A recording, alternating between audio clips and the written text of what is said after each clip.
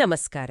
ನಮ್ಮ ಸುತ್ತಮುತ್ತ ನಡೆಯುವ ಬದಲಾವಣೆಗಳನ್ನ ಆಳವಾಗಿ ಅರ್ಥಮಾಡಿಕೊಳ್ಳುವ ಆಮ್, ಈ ವಿಶೇಷ ಅಧ್ಯಯನಕ್ಕೆ ಸ್ವಾಗತ. ಇವತ್ತು ನಾವು ವಿಜ್ಞಾನದ ಕೆಲವು ಅದ್ಭುತಗಳ ಬಗ್ಗೆ ಮಾತಾಡ್ತಿದೀವಿ. ಖಂಡಿತ. ಮತ್ತು ಇದು ಅಂದ್ರೆ ನಾವು ಪ್ರತಿದಿನ ನೋಡುವ ವಿಷಯಗಳೇ ಆಗಿರುತ್ತಲ್ವಾ? ಹೌದು. ಈಗ ನೋಡಿ, ತುಂಬಾ ಆಸಕ್ತಿಯಿಂದ ಬಿಡಿಸಿದ ಸುಂದರವಾದ ಚಿತ್ರವೊಂದು ಅಕಸ್ಮಾತ್ತವಾಗಿ ಉರಿಯುತ್ತಿರುವ ಒಲೆಯ ಬೆಂಕಿಗೆ ಬಿದ್ದುಬಿಡುತ್ತೆ ಅಂತ ಇಟ್ಕೊಳ್ಳಿ. ಅರೆರೆ, ಅದು ಸಂಪೂರ್ಣವಾಗಿ ಸುಟ್ಟು ಬೂದಿಯಾಗಿರುತ್ತೆ. ನಿಜ.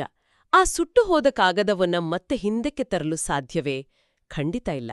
ಆದ್ರೆ ಅದೇ ಸ್ವಲ್ಪ ಬೆಲ್ಲವನ್ನ ಅಥವಾ ಚಾಕ್ಲೇಟನ್ನ ಬಿಸಿ ಮಾಡಿದ್ರೆ ಅದು ಕರಗುತ್ತೆ, ಮತ್ತೆ ತಣ್ಣಗಾದ ಮೇಲೆ ಗಟ್ಟಿಯಾಗುತ್ತೆ. ಹೌದಲ್ವಾ? ಪ್ರಕೃತಿ ಕೆಲವು ಬದಲಾವಣೆಗಳನ್ನ ಮರಳಿ ಪಡೆಯಲು ಅವಕಾಶ ಕೊಡುತ್ತೆ. ಆದ್ರೆ ಇನ್ನು ಕೆಲವನ್ನ ಯಾಕೆ ಶಾಶ್ವತವಾಗಿ ಬದಲಾಯಿಸುತ್ತೆ? ಇದನ್ನೇ ಇವತ್ತು ನಾವು ಬಿಡಿಸಿ ನೋಡೋಣ. ಇದು ನಿಜಕ್ಕೂ ಒಂಥರ ನಮ್ಮ ಕಣ್ಣೆದುರೇ ನಡೆಯುವ ಜಾದು ಅಂತಾನೆ ಹೇಳ್ಬೋದು. ಕೆಲವು ಬದಲಾವಣೆಗಳು ಕೇವಲ ತಾತ್ಕಾಲಿಕ, ಇನ್ನು ಕೆಲವು ಶಾಶ್ವತ. ಇದಕ್ಕೆ ಕಾರಣ ಆ ವಸ್ತುಗಳ ಒಳಗಿರುವ ಸಣ್ಣ ಸಣ್ಣ ಕಣಗಳು ಹೇಗೆ ವರ್ತಿಸ್ತವೆ ಅನ್ನೋದು. ಅಂದ್ರೆ ಈಗ ನಾವು ಕಾಗದದ ದೋಣಿ ಮಾಡಿದಾಗ ಅಥವಾ ಒಂದು ರಬ್ಬರ್ ಬ್ಯಾಂಡ್ ಎಳೆದಾಗ ಕೇವಲ ಅದರ ಆಕಾರ ಮಾತ್ರ ಬದಲಾಗಿರತ್ತೆ. ಆ ಕಾಗದವನ್ನ ಬಿಡಿಸಿದ್ರೆ ಮತ್ತೆ ಹಾಳೆ ಸಿಗುತ್ತೆ. ಹೌದು, ಅದನ್ನ ನಾವು ಭೌತಿಕ ಬದಲಾವಣೆ ಅಥವಾ ರಿವರ್ಸಿಬಲ್ ಚೇಂಜ್ ಅಂತೀವಿ. ಆದ್ರೆ ಒಲೆಯಲ್ಲಿ ಕಟ್ಟಿಗೆ ಸುಟ್ಟಾಗ ಏನಾಗುತ್ತೆ? ಅದು ಕಪ್ಪಾದ ಬೂದಿಯಾಗುತ್ತೆ. ಆ ಬೂದಿಯಿಂದ ಮರಳಿ ಕಟ್ಟಿಗೆ ಮಾಡೋಕೆ ಸಾಧ್ಯನೇ ಇಲ್ವಲ್ಲ? ನಿಖರವಾಗಿ.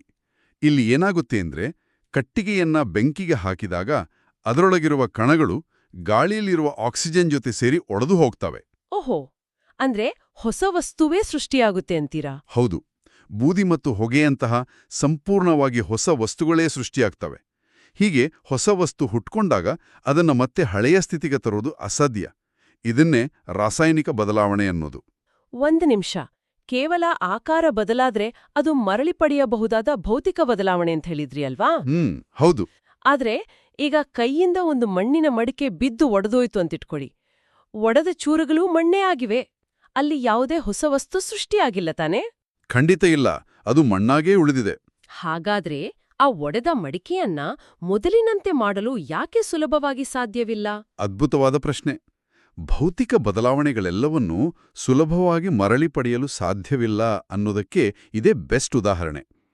ಮಡಿಕೆ ಒಡೆದಾಗ ಅದರ ಕಣಗಳ ನಡುವಿನ ಬಲವಾದ ನಂಟು ಅಂದ್ರೆ ಆ ಕನೆಕ್ಷನ್ ಕಡಿದು ಹೋಗುತ್ತೆ. ಓ, ವಸ್ತು ಅದೇ ಇದ್ರೂ ಆ ನಂಟನ್ನ ಮತ್ತೆ ಮೊದಲಿನಂತೆ ಜೋಡಿಸೋದು ಕಷ್ಟ. ಹೌದು.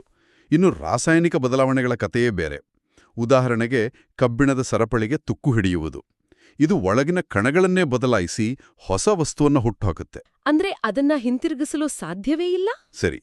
ಈ ತುಕ್ಕು ಹಿಡಿಯೋ ಪ್ರಕ್ರಿಯೆಗಳು ವಸ್ತುಗಳನ್ನ ಶಾಶ್ವತವಾಗಿ ನಾಶ ಮಾಡುತ್ತವೆ ಅಂದಾದ್ರೆ ನಮ್ಮ ಇಡೀ ಭೂಮಿ ಕೂಡ ಹೀಗೆ ನಿಧಾನವಾಗಿ ಒಡೆದು ಹೋಗ್ತಿದೆಯಾ? ಖಂಡಿತವಾಗಿಯೂ. ಇದು ಪ್ರಕೃತಿಯ ಅತೀ ದೊಡ್ಡ ಪ್ರಕ್ರಿಯೆ. ಆದ್ರೆ ಹೇಗೆ? ನಮ್ಮ ಸುತ್ತಮುತ್ತಲಿನ ಬೃಹತ್ ಬೆಟ್ಟಗುಡ್ಡಗಳು ಸಾವಿರಾರು ವರ್ಷಗಳಲ್ಲಿ ಏನಾಗ್ತವೆ? ಪ್ರಕೃತಿಯ ಬಳಿ ಬಂಡೆಗಳನ್ನು ಒಡೆಯಲು ಸುತ್ತಿಗೆಯಿಲ್ಲ, ಅಥವಾ ಬೆಲ್ಲ ಕರಗಿಸುವಂತೆ ಕರಗಿಸಲು ದೊಡ್ಡ ಒಲೆಯೂ ಇಲ್ಲವಲ್ಲ. ಮಳೆಗಾಲದಲ್ಲಿ ಬೃಹತ್ ಬಂಡೆಗಳ ಸಣ್ಣ ಬಿರುಕುಗಳಲ್ಲಿ ನೀರು ಸೇರ್ಕೊಳ್ಳುತ್ತೆ. ಸರಿ.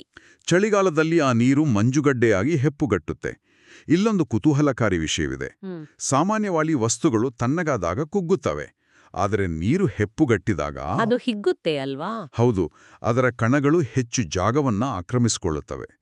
ಈ ಹಿಗ್ಗುವಿಕೆ ಬಂಡೆಯ ಬಿರುಕಿನೊಳಗೆ ಸಣ್ಣ ಬಾಂಬ್ ಸ್ಫೋಟಗೊಂಡಂತೆ ಪ್ರಚಂಡ ಒತ್ತಡ ಹಾಕುತ್ತೆ. ಅರೆ, ಅಂದ್ರೆ ಆ ಗಟ್ಟಿಯಾದ ಬಂಡೆಯನ್ನೇ ಆ ಮಂಜುಗಡ್ಡೆ ಸೀಳಿಬಿಡುತ್ತಾ?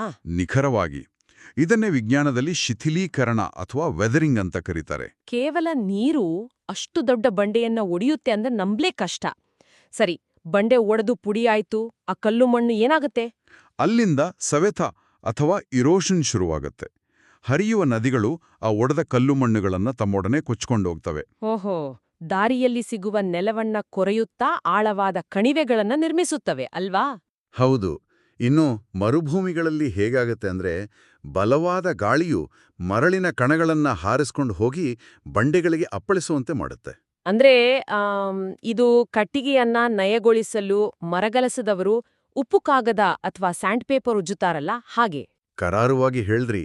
ಗಾಳಿಯು ಮರಳನ್ನ ನೈಸರ್ಗಿಕ ಉಪ್ಪು ಕಾಗದದಂತೆ ಬಳಸಿ ಬಂಡೆಗಳನ್ನ ಉಜ್ಜಿ ಉಜ್ಜಿ ಅಣಬೆ ಆಕಾರಕ್ಕೆ ತರುತ್ತೆ. ಎಂಥ ಅದ್ಭುತ!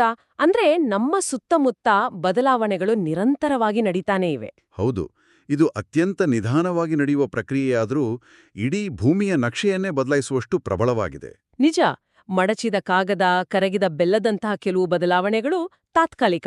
ಆದ್ರೆ ಸುಟ್ಟ ಕಟ್ಟಿಗೆ, ತುಕ್ಕು ಹಿಡಿದ ಕಬ್ಬಿಣ ಅಥವಾ ಮಳೆ ಗಾಳಿಗೆ ಒಡೆದ ಬಂಡೆಗಳು ಇವೆಲ್ಲವೂ ಶಾಶ್ವತ. ಖಂಡಿತ, ಇವುಗಳನ್ನ ನಾವು ಮತ್ತೆ ಹಿಂದಕ್ಕೆ ತರಲು ಸಾಧ್ಯವಿಲ್ಲ. ಹಾಗಾದ್ರೆ ಯೋಚ್ನೆ ಮಾಡಿ, ಲಕ್ಷಾಂತರ ವರ್ಷಗಳಿಂದ ಗಾಳಿ ಮತ್ತು ನೀರು ಸೇರಿ ಇಷ್ಟು ಬೃಹತ್ ಬಂಡೆಗಳನ್ನ ಸೀಳಿ ಕಣಿವೆಗಳನ್ನ ಮಾಡ್ತಿವೆ ಅಂದಾದ್ರೆ, ನಮ್ಮ ಸುತ್ತಮುತ್ತ ಇಂದು ಸದ್ದಿಲ್ಲದೆ ನಡೀತಿರುವ ಇಂತಹ ನೈಸರ್ಗಿಕ ಬದಲಾವಣೆಗಳು ಇನ್ನೊಂದು 100 ವರ್ಷಗಳ ನಂತರ ಈ ಭೂಮಿಯನ್ನ ಹೇಗೆ ಕಾಣುವಂತೆ ಮಾಡಬಹುದು? ಕರಗಿದ ಚಾಕ್ಲೇಟನ್ನ ಫ್ರಿಜ್ಜಲ್ಲಿಟ್ಟು ಮತ್ತೆ ಗಟ್ಟಿ ಮಾಡಬಹುದು. ಆದರೆ ನಿರಂತರವಾಗಿ ಬದಲಾಗುತ್ತಿರುವ ಈ ಬೃಹತ್ ಭೂಮಿಯ ನೈಸರ್ಗಿಕ ಬದಲಾವಣೆಗಳನ್ನ ಮರಳಿ ಮೊದಲಿನಂತೆ ಮಾಡಲು ಸಾಧ್ಯವೇ? ಆಲೋಚಿಸಿ.